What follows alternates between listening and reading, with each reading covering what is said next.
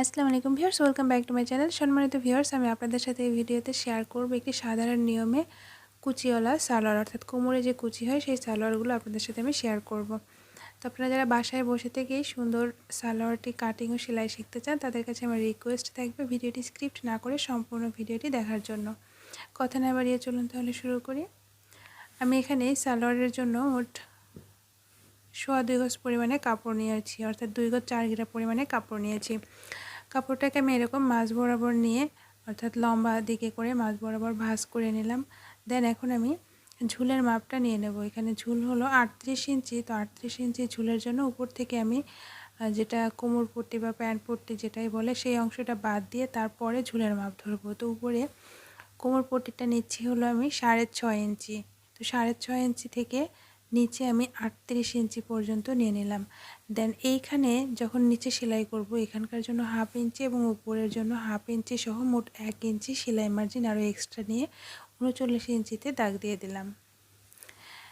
এখন এই বরাবর, এই যে দেখুন লম্বা বরাবর যে ভাঁজ দেওয়া আছে, এটা কিন্তু ওপেন করলে লম্বা বরাবর ভাঁজ সাধারণত গজ এভাবেই থাকে। দেন এই যে চিহ্নটা দিলাম, এইখান থেকে আমি এরকম আরেকটা ভাঁজ দিয়ে মোট 4 ফোল্ড করে কাপড়টা ভাঁজ দিয়ে নেব।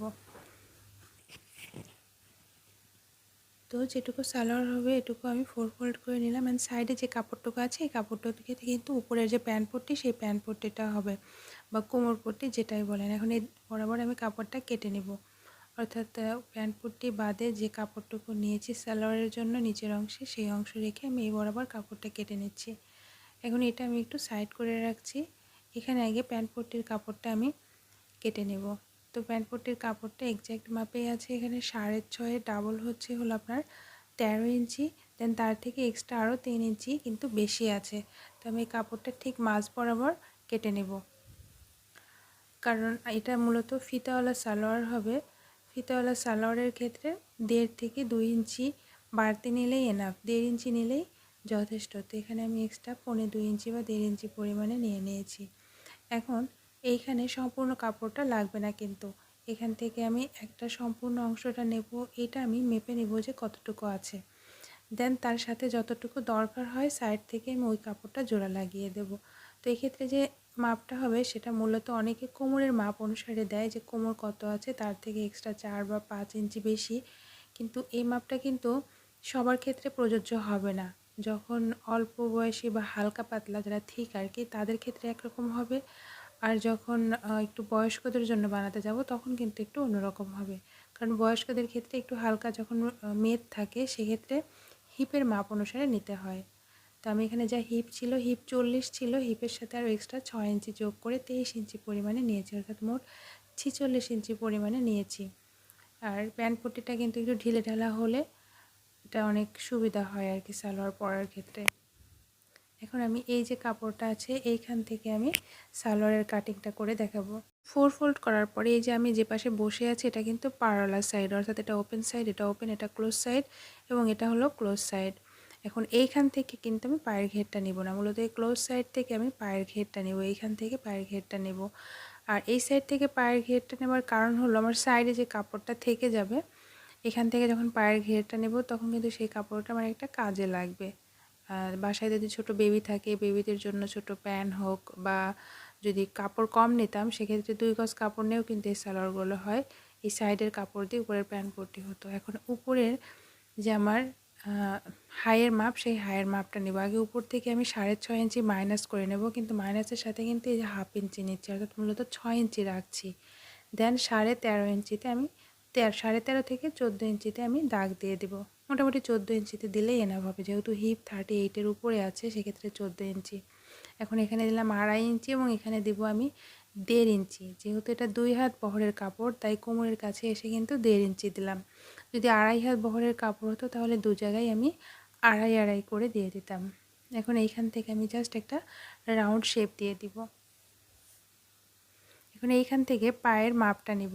পায়ের মাপটা আপনার নিজের মেজারমেন্ট অনুসারে নেবেন, মানে যতটুকু চাইবে ততটুকু। তবে মোটামুটি 14 ইঞ্চি ঘিরে নিব, 7 ইঞ্চি।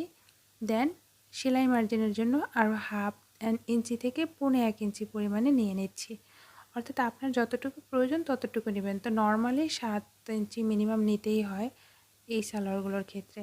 এখন এই পয়েন্ট থেকে এই পয়েন্টটা আমি জাস্ট মিলিয়ে দিব। এটা ফিতার সাহায্যে দিতে পারেন, যদি এরকম অ্যাঙ্গেল স্কেল কাছে না থাকে জাস্ট ফিতা ধরে এরকম দুটো জয়েন করে দেবেন।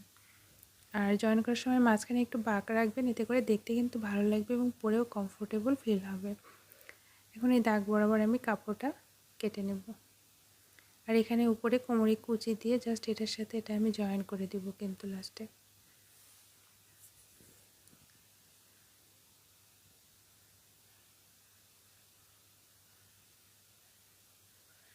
এখন এই যে পায়ের ঘেরটা আছে এখানে কিন্তু জোড়া ছিল, তো এইটা আমি কেটে দিব।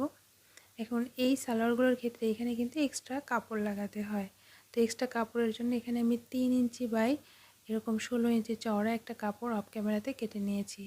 আর প্রথমে আমাকে হাইটা সেলাই করতে হবে। তো হাই সেলাইয়ের ক্ষেত্রে যেটা করতে হবে, এরকম একটা পার্টকে ছাড়িয়ে নিতে হবে। যদি উল্টো সোজা কাপড় থাকে সেক্ষেত্রে একটা পার্টের উপর আরেকটা পার্ট দিতে হবে, দেন দুটো সোজা সাইড অর্থাৎ যেটা ফ্রন্ট সাইড ভেতরে থাকবে এবং উল্টো সাইড বাইরে থাকবে, এবং এইখানে দুটো হাই আমি সেলাই করে নিয়ে আসছি। প্রথমে ভালো করে মুখ মেরে নেব, দেন শেষের দিকেও ভালোভাবে মুখ মেরে নেব। এবং হাই সেলাইয়ের ক্ষেত্রে কিন্তু অবশ্যই ডাবল সেলাই দেবেন। আমি একইভাবে কিন্তু অপর হাইটাও সেলাই করে নিয়েছি। এই যে আমার হাইটা অলরেডি সেলাই করা হয়ে গেছে। এখন এই দুটোর ঠিক সেন্টার পয়েন্টে ধরবো, ধরার পর দেখেন অলরেডি কিন্তু সালোয়ারের যে একটা শেপ সেটা কিন্তু চলে আসবে। এখন এই যে কোমরের এইখানে কুচি হবে, কুচিটা কিন্তু অনেক হালকা হবে যেহেতু 2 হাত বহরের কাপড়, এবং এইখানে এক্সট্রা ওই যে বলেছিলাম কাপড় কেটে রেখেছি, সেই কাপড়টা জয়েন করতে হবে, দেন এই ফুল রাউন্ড সেলাই করতে হবে। তো প্রথমেই আমি এই কাপড়টা আগে কিন্তু জয়েন করে নেব। এই কাপড়টা জয়েন করার জন্য অনেকে দেখা যাচ্ছে যে বক্রম ইউজ করে, যেহেতু এটা পপলিন মোটা কাপড়, তো সেক্ষেত্রে কিন্তু আমি বক্রম দিচ্ছি না। জোড়া করার সময় এরকম পার্টটাকে সোজা করে নেব, অর্থাৎ যেটা ফ্রন্ট সাইড সেটা কিন্তু আমি উপরে রাখলাম, সালোয়ারের ফ্রন্ট সাইডটা উপরে রাখবো। দেন এরকম আমি 3টা ভাঁজ দিয়ে দিচ্ছি, চাইলে 4 ভাঁজও দিয়ে দিতে পারতাম। দেন 3টা ভাঁজ দেওয়ার পর এর উপরেই কাপড়টা আমি রাখবো। আবার বলছি, সালোয়ারটা কিন্তু সোজা সাইডে কিন্তু এই কাপড়টা লাগাতে হবে। এটা সোজা সাইড আছে, লাগানোর পরে এখানে যখন আমি 1 সুত পরিমাণে রেখে সেলাই দিব, এটা উল্টে গিয়ে উল্টা যে সাইড সালোয়ারের সেই সাইডে গিয়ে বসবে এবং এই সাইডটা ঠিক থাকবে। তো প্রথমে আমি এভাবে সেলাই দিয়ে দিব। আমি জাস্ট একটা সালোয়ারের পাকে মানে সালোয়ারের যেহেতু দুটো পায়ের ঘেরের, আমি একটা পায়ের ঘের দেখিয়ে দেব, অপর পায়ের ঘেরটা কিন্তু সেমভাবে করবেন। এখন এটাকে আমি উল্টিয়ে এভাবে সাইড দিয়ে একদম সাইড দিয়ে কিন্তু সেলাই করব। আর এই সেলাইয়ের ক্ষেত্রে কিন্তু পায়ের ঘের অনেকে দেখা যাচ্ছে ডিজাইন দেয়, কিংবা পরপর 3 থেকে 4টা সেলাই দিলে মানে হয়ে যায়, মানে যে যেভাবে চায় আর কি, ইচ্ছা করলে কিন্তু একের পর এক সেলাই দিলেও হবে। আমি এখন এই সাইড দিয়ে একটা সেলাই দেবো, অর্থাৎ এই যে কাপড়টা নিয়েছি এটার একদম সাইড বরাবর আমি একটা সেলাই দিয়ে দেব।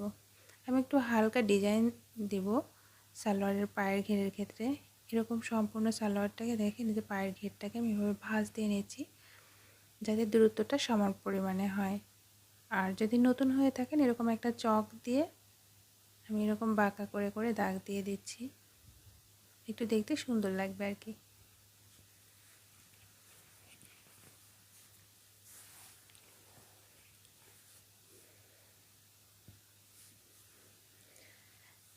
এখন আমি এই মেশিনেই কিন্তু এইভাবে সেলাই দিয়ে দিচ্ছি, চাইলে কিন্তু অপর দিক ঘের দিয়েও আমি একইভাবে সেলাই দিয়ে দিতে পারতাম। জাস্ট হাতটা ঠিক রেখে 2 দিকে এরকম ঘোরালেই কিন্তু সেলাই হয়ে যাবে। একইভাবে কিন্তু আমি অপর পায়ের ঘেরটাও সেলাই করে নিয়েছি। এখন দুটো পা এরকম একটার উপর আর একটা বসিয়ে নিয়ে এক্স্যাক্ট মাপে বসাবো। দেন যারা আমরা নতুন আছি তাদের জন্য এরকম ভাঁজ দিয়ে নেবো, যেহেতু এটা সুতি কাপড়। যখন উপরের দিকে আসবো এক্ষেত্রে কিন্তু দেখেন যে সেলাই মার্জিনটা কিন্তু কমে যাচ্ছে। যখন পায়ের ঘেরের কাছে ছিল তখন কিন্তু প্রায় যে ফুল 1.5 ইঞ্চি পরিমাণে নিয়েছিলাম সেভাবেই রেখেছি। দেন যখন হাইয়ের কাছে আসছে তখন কিন্তু এই মার্জিনটা পরিমাণটা কমে যাচ্ছে। এখানে কিন্তু সেলাই মার্জিন অতিরিক্ত দিলে তাহলে কিন্তু বাঁক হয়ে উঠবে না। তো আমি যত সময় সেলাই দিতে থাকি ততক্ষণে আপনারা লাইক, কমেন্ট এবং চ্যানেলটি সাবস্ক্রাইব করে দিন। আর যদি বুঝতে কোথাও প্রবলেম হয় তাহলে অবশ্যই কমেন্ট বক্সে কমেন্ট করবেন, আমি কমেন্টে উত্তর দেওয়ার চেষ্টা করব।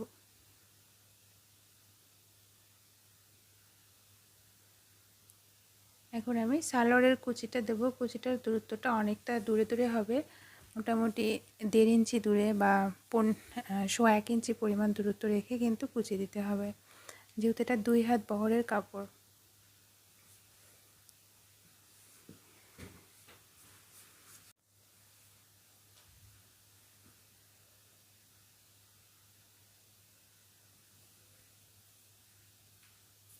আমার নিচের যে অংশ তৈরি করা হয়ে গিয়েছে, এখন আমি উপরের যে প্যান্ট পট্টিটা, এই প্যান্ট পট্টিটা জয়েন করে দেব।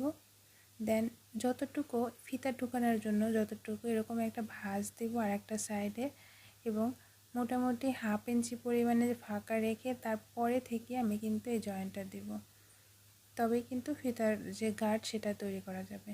এই অংশটা আমি এরকম সেলাই দিয়ে দেব। এখন এই যে অংশটা আছে এইখানে অনেকটা কামিজের যে সাইডের ফাড়া সেলাই দেয় সেখানকার মতো সেমভাবে কিন্তু আমি সেলাই দিয়ে দেব, এতে করে খুলে যাবে না। এক্সট্রা করে পট্টি কোনো কাপড় লাগানোর এক্ষেত্রে দরকার নেই, কারণ এতটাও প্রেশার পড়বে না এখানে। এখন জাস্ট এখানে এরকম ভাঁজ দিয়ে বরাবর রাউন্ড একটা সেলাই দিয়ে দিব।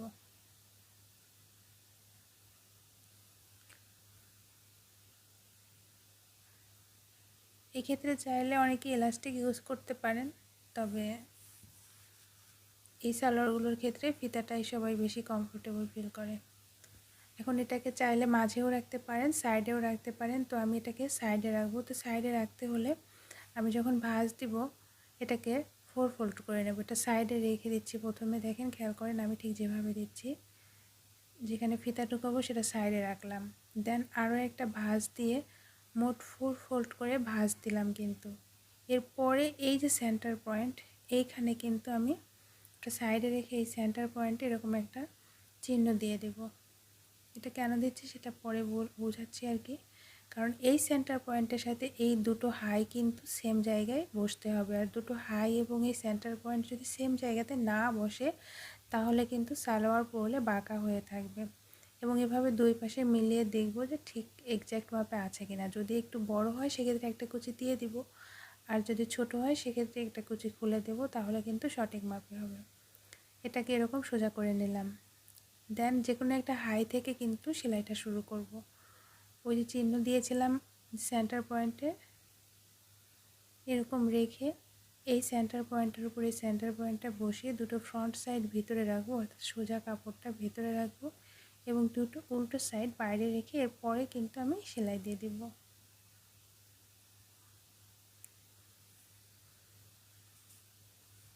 পরবর্তী হাইটা যখন লাগবে তখন কিন্তু ওই সেন্টার পয়েন্টে গিয়ে আবার সেম পজিশানে কিন্তু একই জায়গায় সেলাই হতে হবে, তা না হলে কিন্তু আবার বলছি সালোয়ার পরলে এই যে দুটো কিন্তু সেম পয়েন্টে মিলিয়ে দিয়ে সেলাই দিয়ে দেব। এবং কোমরের ক্ষেত্রে চেষ্টা করবেন ডাবল সেলাই দেবার, কারণ এখানে যথেষ্ট পরিমাণে লোড পড়ে।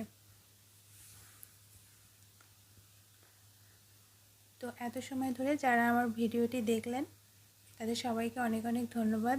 আশা করি আপনাদের ভিডিওটি ভালো লেগেছে, আর ভালো লেগে থাকলে অবশ্যই চ্যানেলে একটা লাইক করবেন, কারণ লাইক দিলে নতুন নতুন ভিডিও দেওয়ার আগ্রহটা বেড়ে যায়। সবাই ভালো থাকবেন এবং চ্যানেলটি সাবস্ক্রাইব করে দেবেন। আল্লাহ হাফেজ।